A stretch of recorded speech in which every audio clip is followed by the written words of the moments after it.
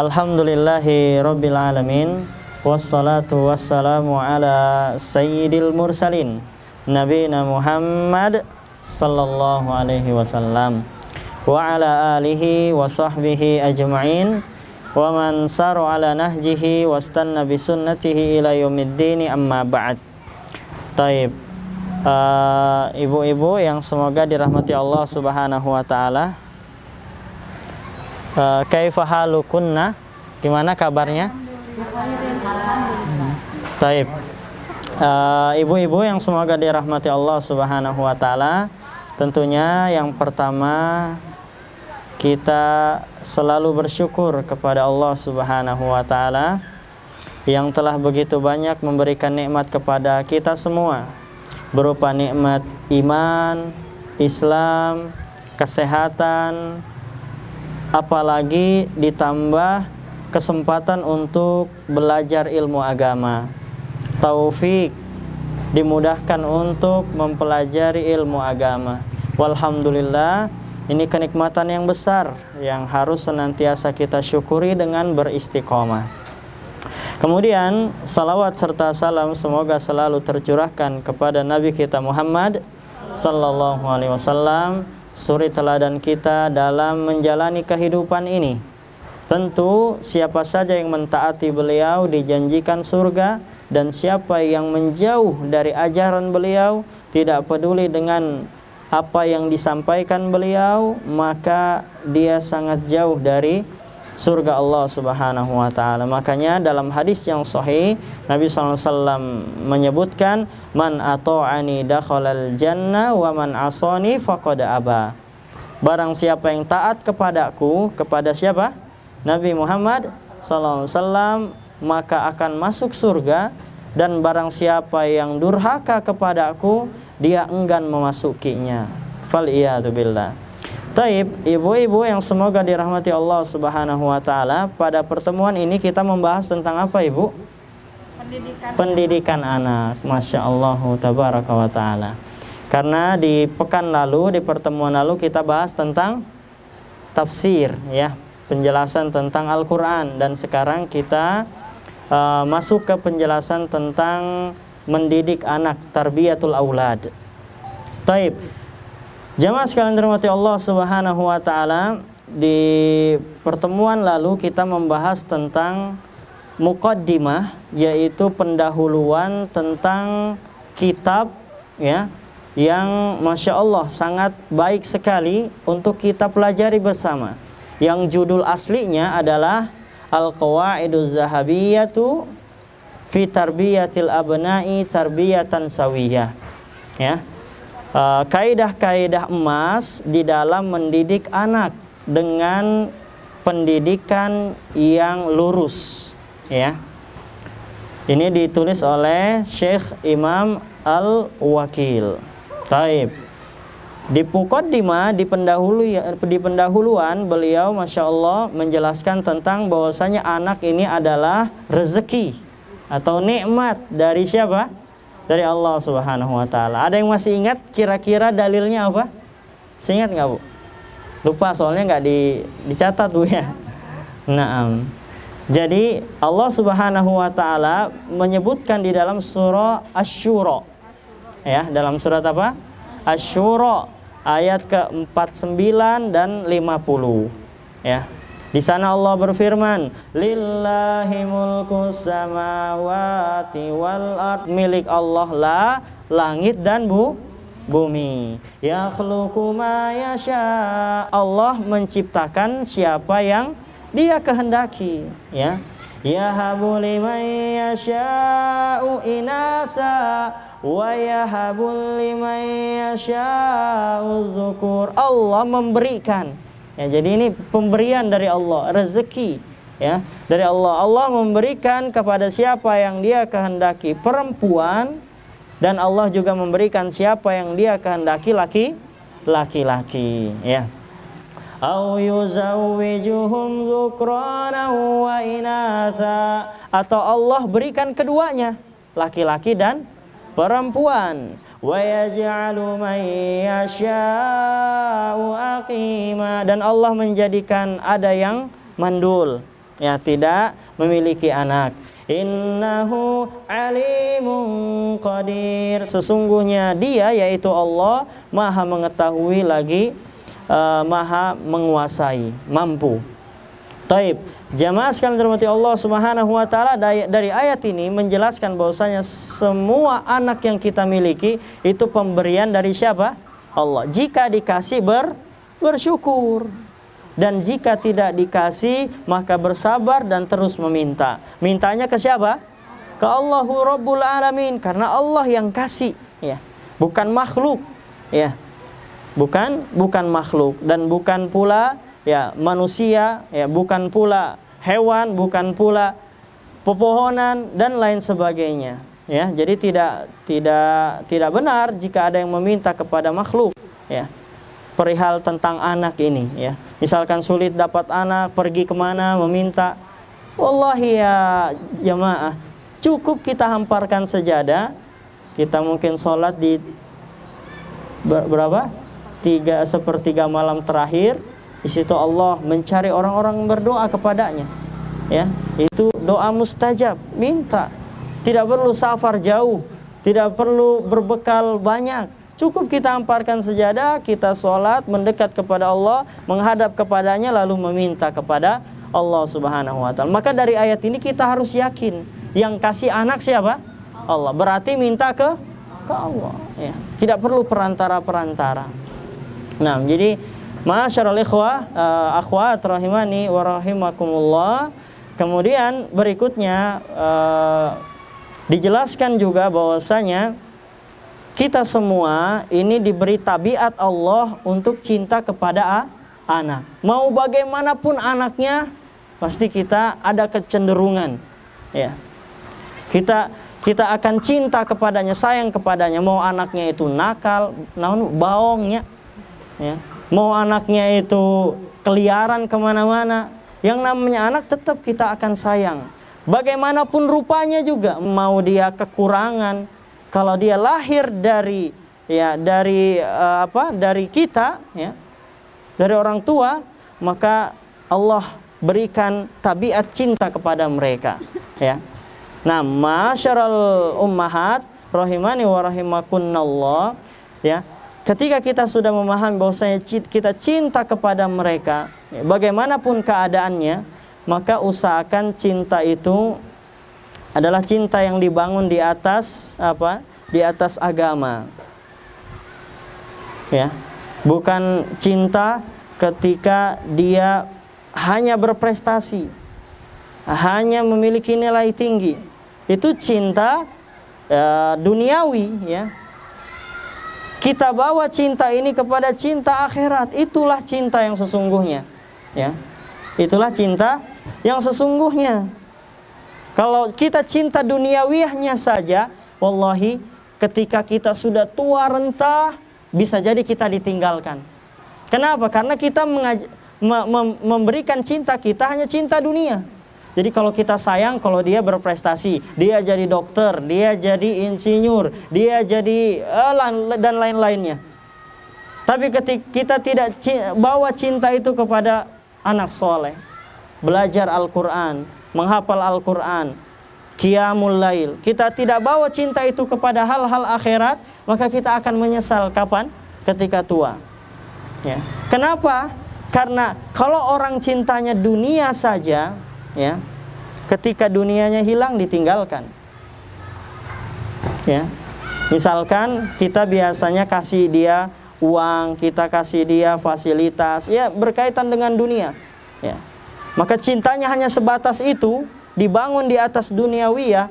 Ketika kita sudah tidak mampu memberikannya, hilang cintanya, sudah sibuk dengan dunianya masing-masing, ya. Itu banyak terjadi, ya, ibu-ibu yang semoga dirahmati Allah Subhanahu wa taala. Cintanya kepada anak itu dibangun atas duniawi saja. Jadi prinsip anak, ya udah cintanya dunia aja. Nah, ketika orang tuanya sudah tidak mampu memberikan dunia kepadanya, sudah tua renta, tidak bisa bekerja, ya, sulit merawat dirinya, maka anak-anaknya pun hanya sebatas cinta dunia, dia sibuk dengan dunianya masing-masing, ya. Jadi jangan sampai demikian, kita sudah tua renta, tidak mampu memberikan dunia kepada mereka dan tidak dididik dengan akhirat, maka kita akan menyesal ketika sudah tua. Ya, kita ingin kasih sayang mereka, perhatian mereka, mereka sibuk dengan dunianya. Kenapa? Karena dididiknya cuman dunia saja. Ya. Nah, ini jangan sampai terjadi kepada ibu-ibu sekalian, karena di luar sana banyak yang demikian. Makanya ada yang namanya apa, Bu? Panti jompo. Kan ada, nyata. Itu panti jompo itu ibu-ibu orang tua yang sudah tua renta, tidak ada yang mengurus, ya sudah diurus sama orang lain. Ya. Ada yang bahkan mungkin sampai entah kemana orang tuanya, ada yang sampai gila, kasihan, Bu. Nah, itu karena anaknya hanya melihat cinta dunia, sudah nggak dikasih, sudah hilang. Dia sibuk dengan dunianya masing-masing. Tapi kalau kita didik akhirat, kita ajarkan dia membaca Al-Quran, kita ajarkan dia hafal Quran, mengamalkan Al-Quran, Masya Allah, maka dia akan tumbuh dengan cinta akhirat, yang mana itu akan membekas sampai kemudian kita merasakan kenikmatan bersamanya di surga Allah Subhanahu wa Ta'ala. Jadi kalau kita sudah tua renta, tetap dia akan berbakti. Kenapa? Karena agama ya mewajibkan dia untuk berbakti. Ya. Dia akan paham akan hal itu. Ya. Bahkan kemarin pisan itu di Lembang, ya, dia sudah sekitar 70 tahun. Ya, kasihan memang kalau kita ke sana banyak orang senyum. Tapi kalau sudah pada pulang, cuman satu yang jaga, nangis. Ya, kalau orang sudah tua itu dia banyak cerita, banyak pengen yang rame-rame, ya. Kerasa sekali, Bu. Ya. Mungkin Ibu juga belum ngerasa ya, karena masih muda-muda insyaallah di sini. Alhamdulillah, ya. Jadi kalau sudah 60-70 tahun, itu akan kerasa sekali pengen mereka itu benar-benar merawat kita sebagaimana kita merawat mereka di waktu kecilnya, ya. Taib. Nah, ibu-ibu yang semoga dirahmati Allah Subhanahu wa Ta'ala, ya. Jadi ketika kita paham anak adalah pemberian Allah, kemudian kita cinta kepada mereka dan itu sudah menjadi tabiat yang diberikan oleh Allah Subhanahu wa Ta'ala kepada setiap insan, ya, maka kita perlu untuk mendidiknya, ya. Kita bertanggung jawab untuk mendidik mereka, dan bahkan ini menjadi amanat bagi setiap orang tua. Amanatnya apa? Mendidik anak-anak itu menjadi anak-anak yang soleh dan soleha, ya. Jadi setiap orang tua ini harus yakin dia itu pemimpin. Jadi pemimpin bukan hanya siapa? Pak Jokowi, hafizahullahu ta'ala, ya. Bukan hanya beliau, ya. Tapi pemimpin kita juga pemimpin, ya.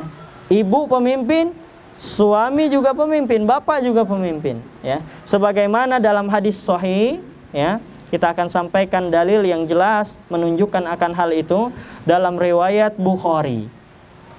Hadis riwayat siapa, Bu? Bukhari. Anna Rasul sallallahu alaihi wasallam qaal, bahwasanya Rasul sallallahu alaihi wasallam bersabda, ala kullukum ra'in. Ketahuilah setiap kalian adalah pemimpin. Setiap kalian adalah pemimpin, baik laki-laki maupun perempuan.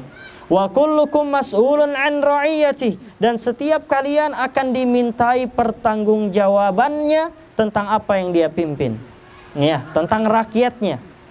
Fal imamu, Nabi SAW memberikan penjelasan rinci. Yang pertama, al imam alladhi 'alan nas ra'in, seorang pemimpin kepada setiap manusia, ra'in, dia pemimpin, memimpin banyak manusia. Nah, dia adalah pemimpin, wa huwa mas'ulun an ra'iyah, dan dia juga akan ditanya tentang kepemimpinannya. Kemudian lebih di bawahnya lagi, warrajulu ra'in an ahli baitihi, dan setiap lelaki adalah pemimpin bagi keluarga yang ada di rumahnya. Maksudnya ini siapa? Suami, ya. Jadi suami juga pemimpin bagi siapa yang ada di rumahnya. Wa huwa mas'ulun an ra'iyati, dan dia akan ditanya tentang kepemimpinannya. Kemudian wal mar'atu ra'iyatun ala ahli baiti zawjiha wa waladih wa hiya mas'ulatun anha. Dan seorang wanita, dia adalah pemimpin bagi suaminya dan anak suaminya. Masya Allah. Jadi ibu-ibu tanggung jawabnya yang utama ada dua kalau sudah menikah. Apa? Menjaga rumah, artinya mengurus rumah, kemudian mendidik anak. Ya. Jadi ketika ibu ini tidak di luar, ya, misalkan ibu ini di rumah saja, misalkan ya, mohon maaf, membersihkan rumah dengan sapu, nyapu, ngepel, nyuci piring, nyuci baju, itu kerja bukan, Bu? Kerja, ya. Bahkan lebih capek, Bunya. Ya, buruna di akhirat, Bu, ya, Masya Allah.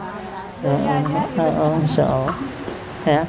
Jadi kita katakan orang ibu-ibu atau para istri yang dia tetap di rumah, kemudian dia mengurus dengan baik rumahnya, merawat dengan baik rumahnya, itu teh pekerjaan dia, bukan dikatakan nganggur, bukan. Ya, malah Bu, ya, kalau ada ya seorang istri yang kerja di luar, misalkan di kantor,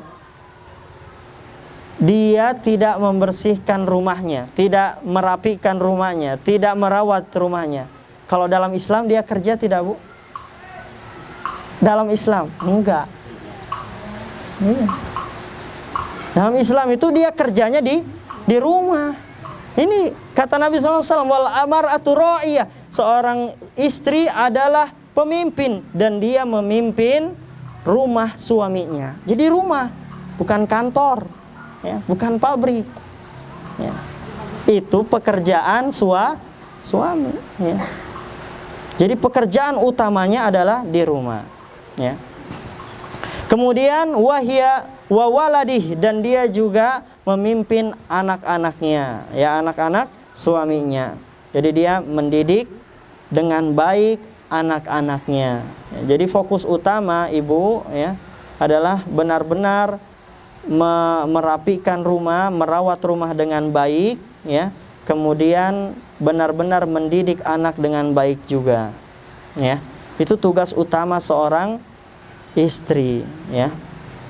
Nah, ibu-ibu yang dirahmati Allah Subhanahu wa taala, wahia mas'ulatun anha, dan dia akan ditanya tentang kepemimpinannya. Ya, jadi kalau ada seorang ibu dia kerja di luar, ditinggalkan anaknya, ditinggalkan rumahnya, tidak dirawat dengan baik, ya, maka akan pincang tatkala ditanya oleh Allah Subhanahu wa taala. Padahal dia kerja tidak? Kerja. Tapi itu bukan utamanya, ya. Taib. Kemudian wa abdur rajuli ra'in ala mali sayyidihi, dan seorang budak lelaki, ya, artinya budak bukan budak letik, punya budak naon, budak teh ya, hamba sahaya. Ya, hamba sahaya. Ya, hamba sahaya seorang lelaki, seorang tuannya, dia menjadi pemimpin juga. Padahal pembantu nih. Dia pemimpin. Pemimpin atas apa? Pemimpin atas harta tuannya, harta bosnya, ya. Wa huwa mas'ulun anhu, dan dia akan ditanya tentang kepemimpinannya.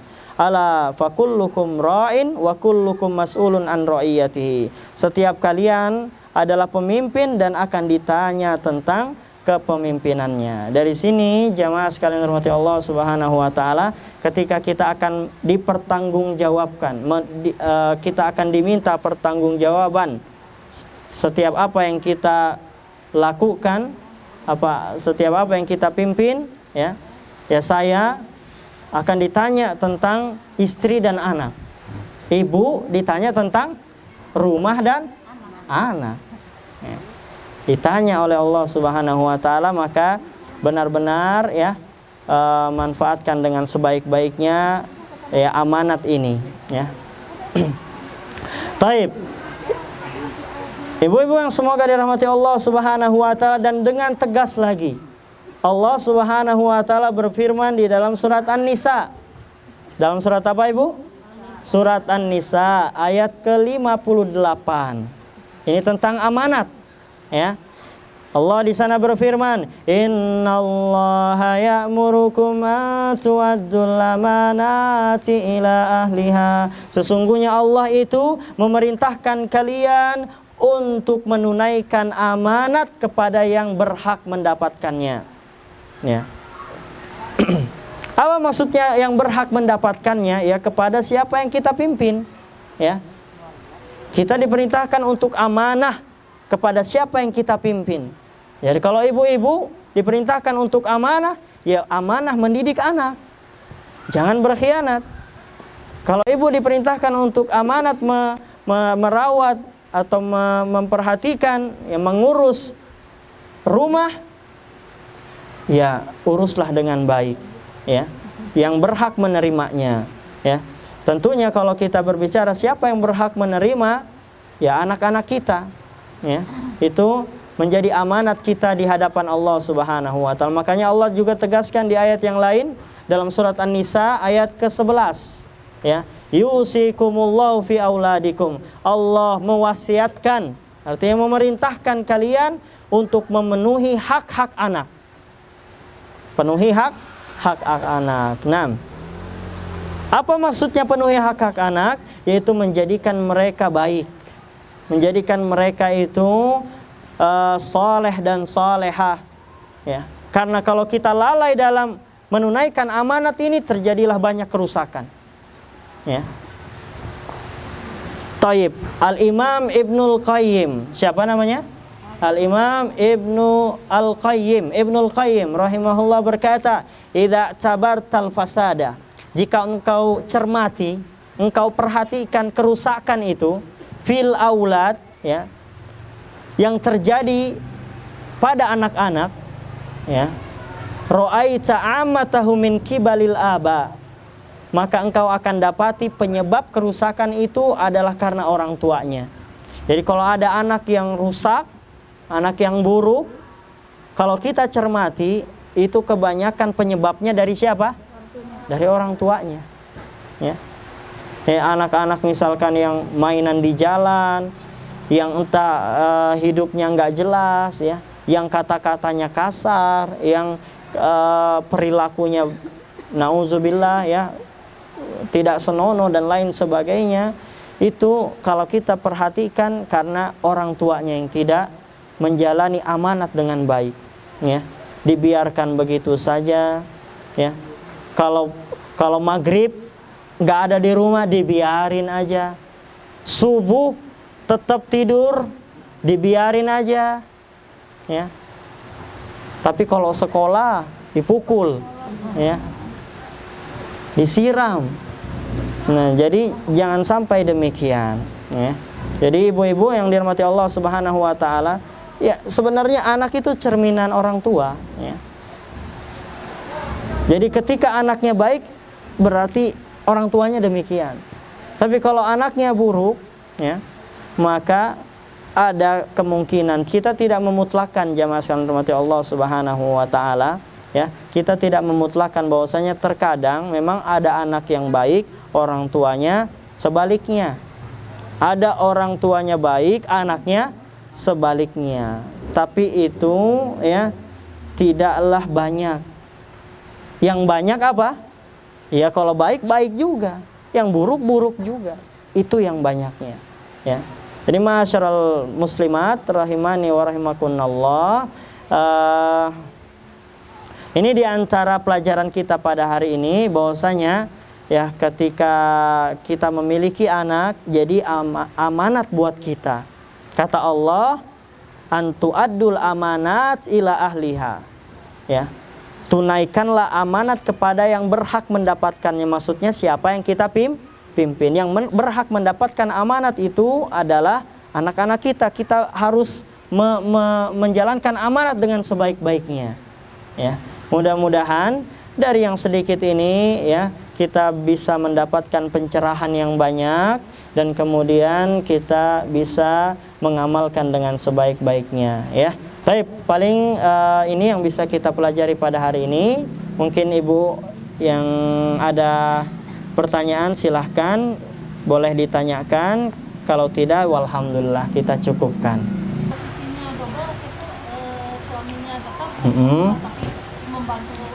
Nah, istri yang seperti ini, masya Allah, istri yang kelewatan soleha.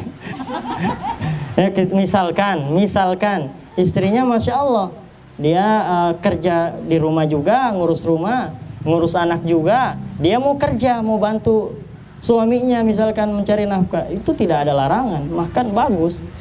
Kalau dia tidak melalaikan dua kewajiban utamanya. Apa tadi? Ngurus rumah dan didik anak. Kalau dia mampu. Kalau tidak mampu ya zolim juga. Zolim kepada siapa? Kepada suaminya.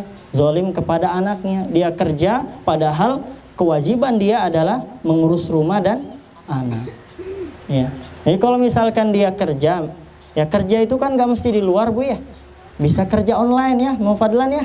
Tinggal apa? Kok jadi ini bukan di masjid ya? Ya.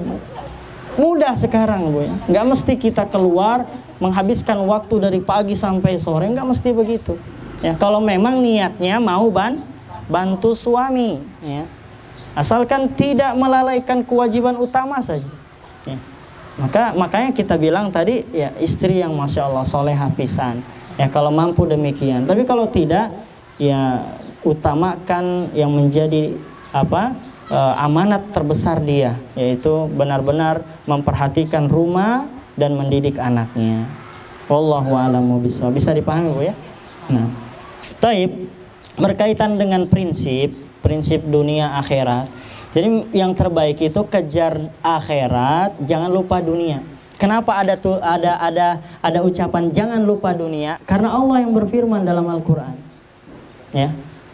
Jadi wabtaghi fima atakallah darul akhirah wala tansa nasibaka minad dunya. Dan carilah oleh kalian atas apa yang dianugerahkan Allah berupa negeri akhirat.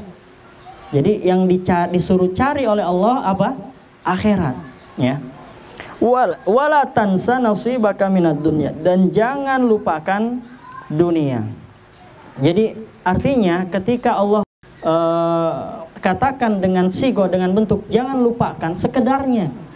Kalau seandainya dapat, alhamdulillah. Ya. Bukan dilarang untuk kaya. Bukankah Abu Bakar, Utsman, Abdurrahman bin Auf, salah satu di antara sahabat yang kaya raya. Dan itu tidak menunjukkan mereka tercela, bahkan terpuji. Kapan? Ketika semua kekayaan itu dia tujukan untuk akhirat. Ya. Makanya tidak heran dalam satu riwayat Abu Bakar memberikan seluruh kekayaannya, hartanya untuk berjihad. Jadi memang kekayaannya itu tidak terlarang asalkan memang diniatkan untuk jembatan kebahagiaan akhirat, ya. Nah, kenapa jangan lupa? Supaya kita tidak berlomba-lomba, ya. Hanya sekedarnya saja, ya. Kalau dapat alhamdulillah, kalau tidak jangan kecewa, ya. Wala tansa, jangan lupa, ya, karena kita mungkin juga punya kewajiban, ya. Silahkan cari, tapi itu bukan tujuannya. Tujuan kita adalah akhirat, ya. Jadi kejar akhirat, jangan lupa dunia. Ya. Kalau lupa ya gimana ya? Lupa ya nggak apa-apa lah, lupa asal jangan lupa akhirat. Taib. Jadi misalkan yang miskin gitu ya, tidak terlalu mengejar dunia, ya. Ya dia hanya sebatas bisa makan, bisa minum, tapi sholatnya, puasanya, baca Qur'annya benar-benar dia maksimalkan. Ini yang benar, ya. Jadi jangan lupa sekedarnya saja. Wallahu a'lamu bishawab. Taib, mungkin ini yang bisa kita pelajari pada hari ini. Insyaallah di pertemuan yang selanjutnya kita belajar apa, Bu? Apa? Belajar apa ya? Belajar tafsir, insyaallah. Jadi ingat-ingat Bu ya.